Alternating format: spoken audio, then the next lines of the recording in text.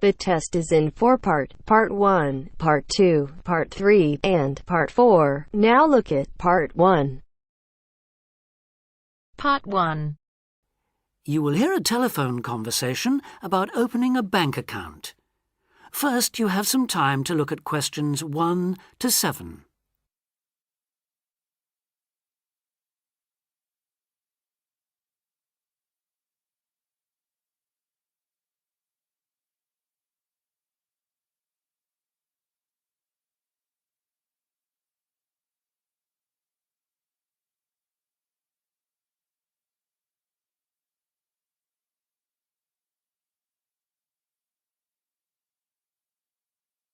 Now we shall begin. You should answer the questions as you listen because you will not hear the recording a second time. Listen carefully and answer questions 1 to 7. Expats Helpline, Terry Davies here. What can I do for you? Hello, Terry. I've been in this country for a while, and I've just been offered a job in the city, so I think I'm going to need to open a bank account. I haven't had one before, so I'm wondering what papers I need. Well, basically you'll need to be able to prove to the bank that you're who you say you are and that you live where you say you do, okay? Uh-huh. And for some banks, at least, that means you'll have to show them 2 separate pieces of identity. So I'll run through the list if you like. Yes, please. Okay. I'll bring it up on the screen. Let's see. Here it is. Right. The first thing it says is a valid passport. Mine's Australian. Yes, that would be fine, of course. The next one is a driving license, and again, one from your country would be okay. Then that's followed by birth certificate. Oh, hang on, that's only if you're under 18. Which I'm not.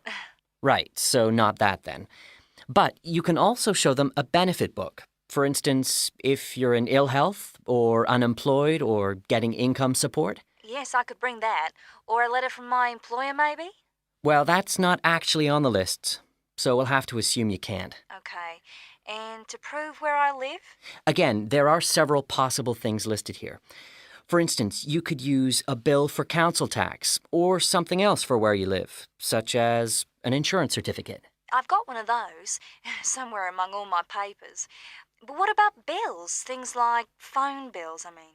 As long as it has your address on it, yes, fine. So a bill for my mobile would do, would it?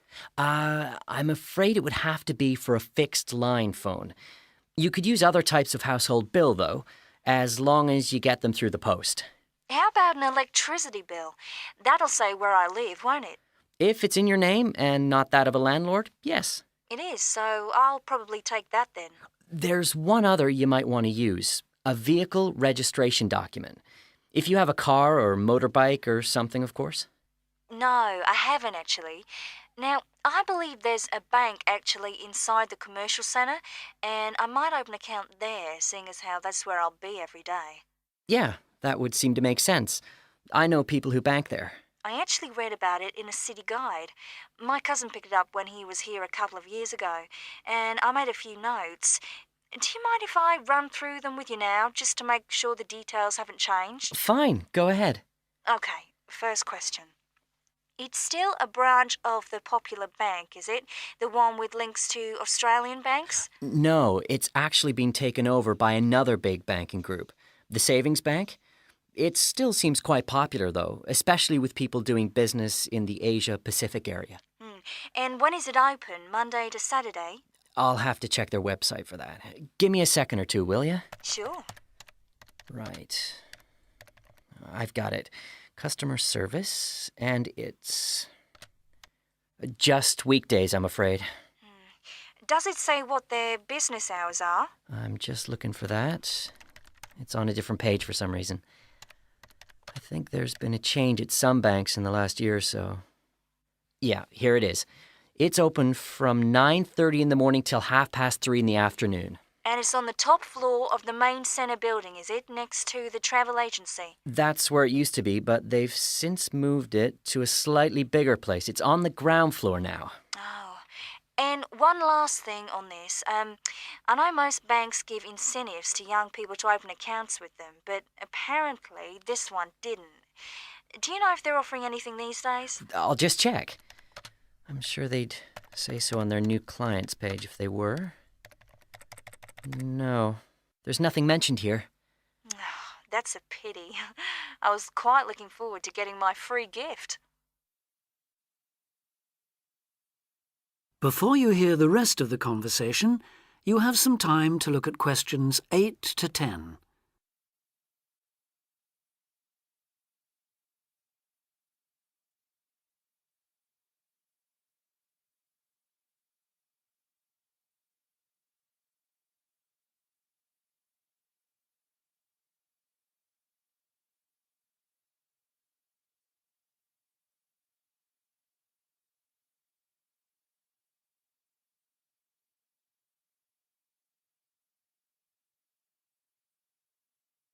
Now listen and answer questions 8 to 10. There are plenty of other banks within walking distance, you know. It may be worth shopping around to see what they've got to offer. Longer opening hours, including Saturdays, perhaps less crowded. Can you tell me how to get to a couple of them? I know where the commercial centre is, so that's probably my best starting place. Sure. For the Royal Bank, you need to turn left when you leave the centre, go along Market Street past the post office, and turn left up Bridge Street past the Shaw Theatre. Then you take the first right. You'll see an internet cafe on the other side, and the Royal is just a bit further along on the right, directly opposite the Park Hotel. Okay, I've got that. What about the Northern Bank?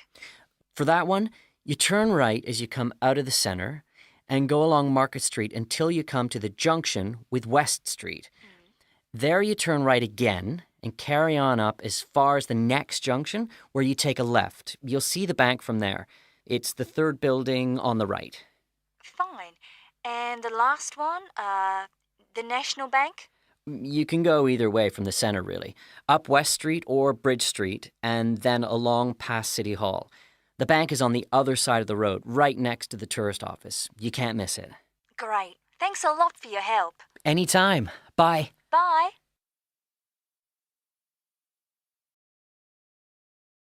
That is the end of part 1. You now have half a minute to check your answers.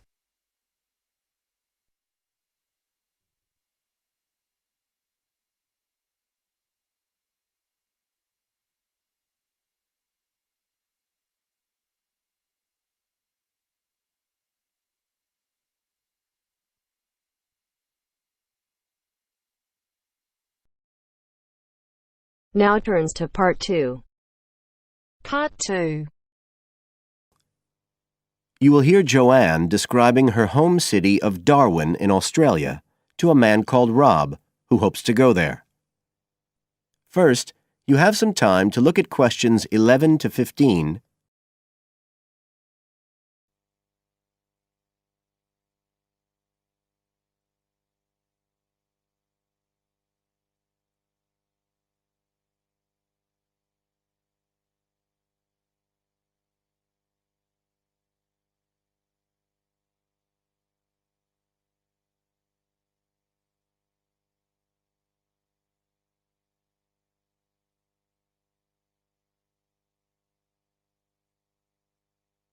Now listen carefully and answer questions 11 to 15. Joanne? Hi, you must be Rob. Nice to meet you. So, I hear you're planning to visit Australia. Yeah, and I really wanted to talk to you because I was thinking of spending some time in Darwin, and my sister told me you're from there. That's right. So, tell me about it. Well, where shall I start? Well, Darwin's in what they call the top end because it's right up at the northern end of Australia, and it's quite different from the rest of Australia in terms of cultural influences. In fact, it's nearer to Jakarta in Indonesia than it is to Sydney, so you get a very strong Asian influence there. That means we get lots of tourists. People from other parts of Australia are attracted by this sort of international cosmopolitan image. And as well as that, We've got the same laid-back atmosphere you get all over Australia, probably more so, if anything, because of the climate. But what a lot of the tourists don't realise until they get there is that the city's also got a very young population. The average age is just 29, and this makes the whole place very buzzy.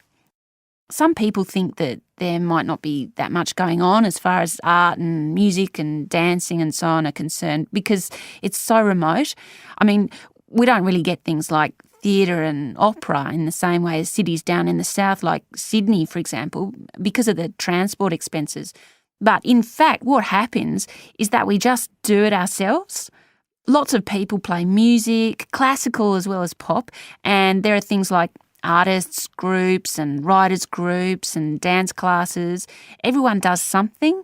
We don't just sit and watch other people. You said it's very international? Yeah, they say there's over 70 different nationalities in Darwin. For instance, there's been a Chinese population there for over 100 years. We've even got a Chinese temple.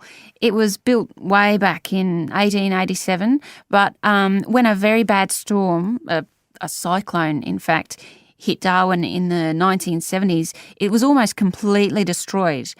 The only parts of the temple that survived were part of the altars and the stone lions.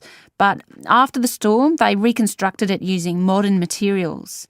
It's still used as a religious centre today, but it's open to tourists too, and it's definitely worth going to see it. Oh, and as far as getting around goes, you'll see places that advertise bicycles for hire, but I wouldn't recommend it. A lot of the year it's just so hot and humid. Some tourists think it'll be fine because there's not much in the way of hills and the traffic's quite light compared with some places, but believe me, you're better off with public transport. It's fine and not expensive. Or you can hire a car, but it's not really worth it. What's the swimming like? Well, there are some good beaches, but the trouble is that there's this nasty creature called the box jellyfish, and if it stings you, you're in bad trouble. So you have to be very careful most of the year, especially in the winter months. You can wear a lycra suit to cover your arms and legs, but I wouldn't like to risk it even so, personally. And there are the saltwater crocodiles too. I mean, I don't want to put you off. There are protected swimming areas netted off where you'll be safe from jellyfish and crocs, or there are the public swimming pools. They're fine, of course. You now have some time to look at questions 16 to 20.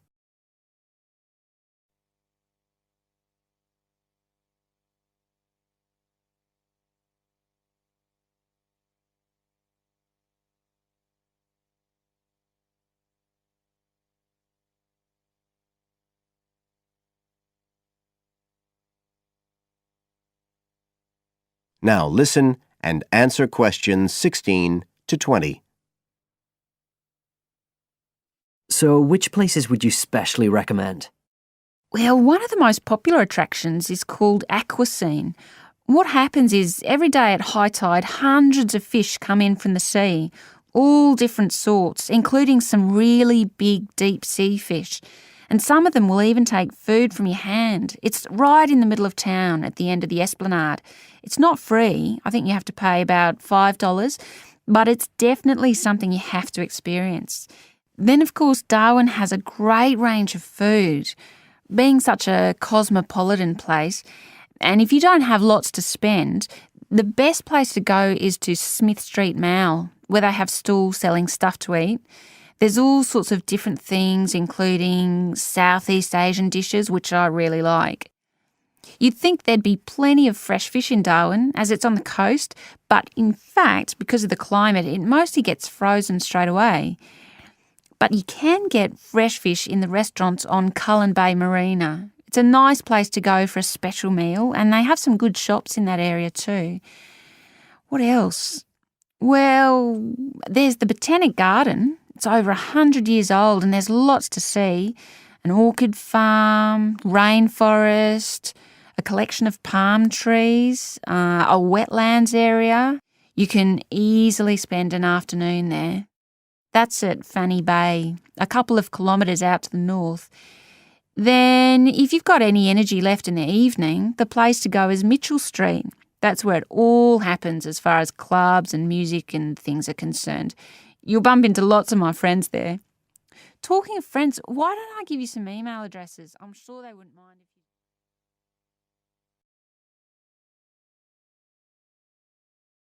That is the end of part 2. You now have half a minute to check your answers.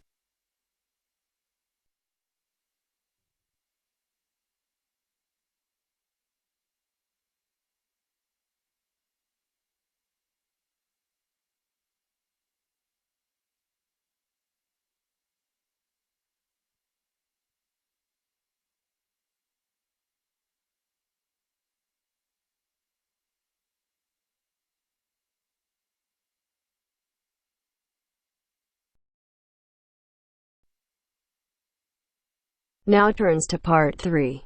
Part 3. Mr. Jackson, who feels that he is physically unfit, is consulting with his doctor about his health condition. Before you listen to their conversation, you have a chance to read questions 21 to 24.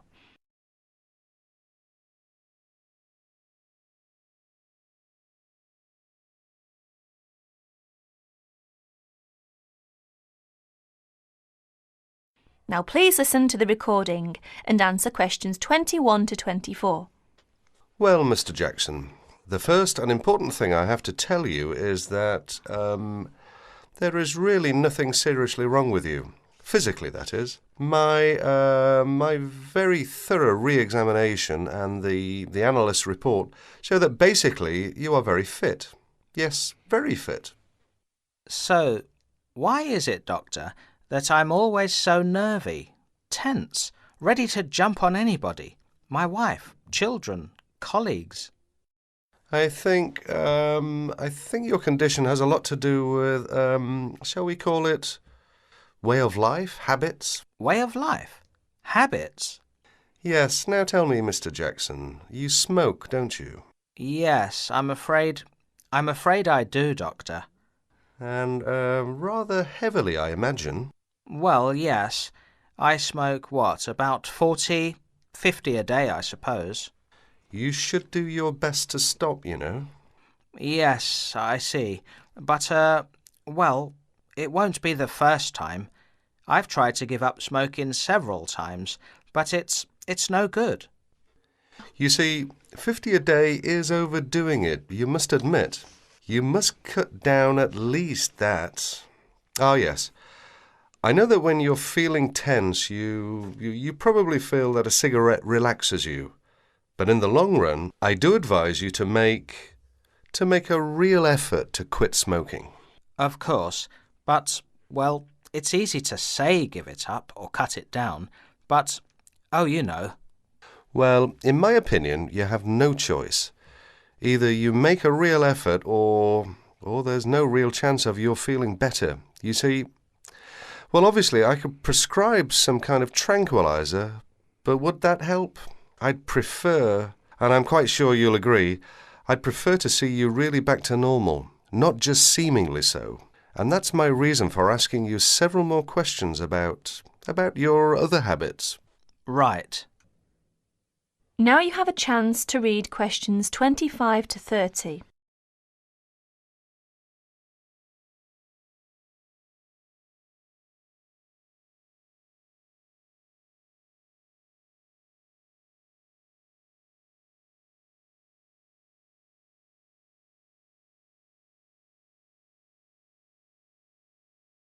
As you listen to more of their conversation, answer questions 25 to 30. Your eating habits, for example. What do you eat normally, during a normal day? Yes, well, I'm a good eater. Yes, I'd say I'm a good eater. Now let's see. Up at 8 in the morning, and my wife has a good breakfast ready. A good breakfast? The usual. A cereal followed by bacon and eggs with fried bread and perhaps a tomato or two. Then toast and marmalade, all washed down with a couple of cups of tea. Yes, I really enjoy my breakfast. Yes. I can see you do, but I'd advise you to eat rather less. We'll come to that later. Go on. Then lunch. No, first brunch. A cup of coffee and a bun at 11. Lunch has to be quick, because there's so much to do in the office about that time, so I have a pint and a sandwich in the pub. All very hurried. Try to be in less of a hurry. But I make up for it in the evening. I get home at about 7. Dinner's around about 8. Yes, my wife's an excellent cook. Excellent. It's usually some meat dish, and we like spaghetti as a first course. Spaghetti, a meat dish, cheese, sweet. But then, at the end of the day, shall we say, then I begin to feel on edge again. Most evenings after dinner we read or watch TV, but I get this terrible feeling of tension. Well, I'm sorry to have to say this because you obviously enjoy your food, but I really do recommend that you eat less, and secondly, that you eat more healthily. Instead of having that enormous breakfast, for example, try to be content with fruit juice and some cereal. I see, but 11 says right. Well, that's all right, but lunch should be more leisurely. Remember, your health is at stake, not your job. As for dinner, I'd advise you to eat a soup, perhaps, with a salad. A salad followed by some fruit. But my wife's cooking is superb, granted. And she probably enjoys preparing delicious meals for you. If you like, I'll have a word with your wife. No, that won't be necessary. Thanks just the same, Doctor, but no.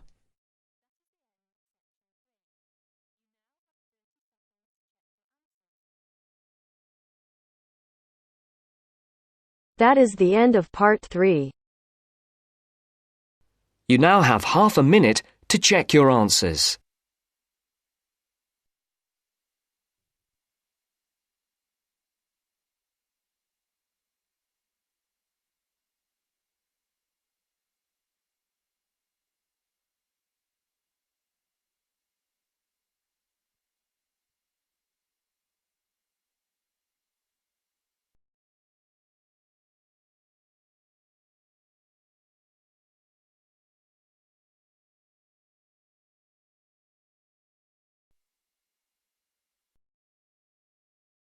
Now turns to part 4. Part 4.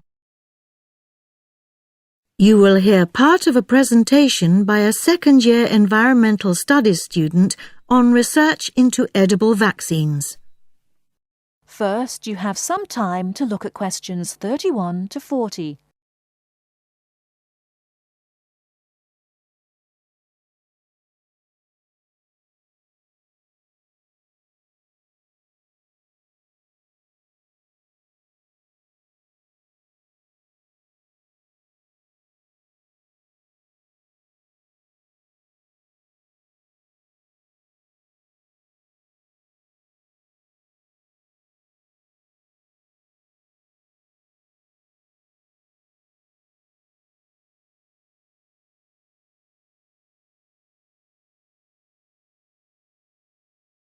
Now listen carefully and answer questions 31 to 40. I've chosen to give my seminar presentation on a very interesting piece of appropriate technology designed to prevent sheep and goats from contracting a particularly virulent disease called goat's plague, which is a big problem across large parts of Africa, the Middle East and South Asia. The Indian Institute of Science in Bangalore has been working to produce genetically modified peanut plants to deliver an edible vaccine, in other words, vaccine which is given through the medium of food. In this case, it is given through genetically modified peanut leaves, which are often used as animal fodder in India. Why is edible vaccine considered much better suited to the local conditions and needs than ordinary vaccines injected by needles? Well, firstly, injected versions are very expensive to produce, whereas edible ones are cheap, which must surely be one of the most important plus factors when choosing a mode of delivery. Secondly, a big drawback with injected vaccines is that they easily perish when they are not kept cool. By contrast, there are far fewer problems with storing edible vaccines. They can last a long time outside a fridge. You can imagine that in remote rural areas, that is an enormous benefit. Another advantage is, because this edible vaccine only contains one viral protein, it allows vets easily to pick out which animals are infected. It's apparently a common problem with injected vaccine that vets can't distinguish between sick and vaccinated animals. However, edible vaccines do have their drawbacks. The major problem is ensuring that exactly the right dose is delivered. The amounts of vaccine which develop in a given genetically modified plant differ significantly depending on the growing conditions. Obviously, too little of the protein might leave certain animals insufficiently protected. And there is also another shortcoming related to the issue of dosage of these vaccines. 99% of the protein actually perishes in the sheep or goat's stomach. We therefore cannot be sure just how much is getting through and working to protect the animal. These negative aspects really have to be addressed to ensure that animals receive maximum benefit. And finally, as with all GM crops, the transgenic peanut plants will have to be grown under strict supervision if we are to ensure that it does not contaminate peanuts grown for human consumption. Now, moving on to the next part of my seminar presentation.